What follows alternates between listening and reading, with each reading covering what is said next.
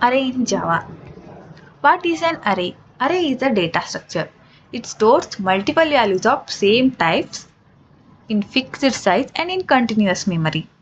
If you want to store 50 student marks, suppose if you storing in separate variables, it will not able to manage properly.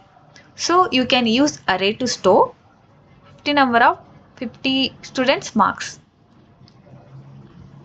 How we declare arrays? As shown in this code,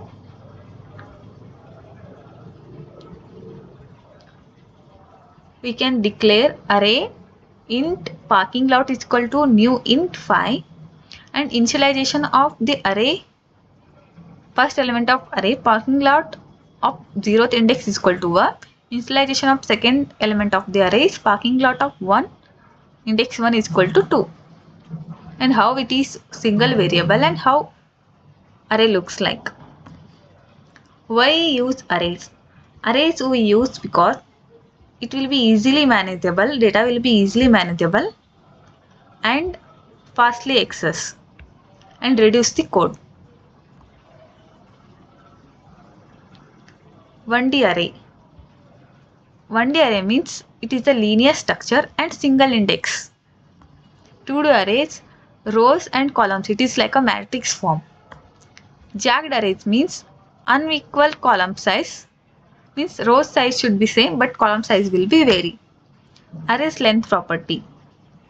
Length property, it is used to get the how many numbers of elements present in the array. Suppose this is our array means here have 5 elements. If you use length property means we get 5. Instead of this bracket you use method like means it will be wrong. That is used for the string. Looping arrays. For traverse over the array you can use for loop or for each loop. Sorting algorithms, which are we can perform sorting algorithm on arrays.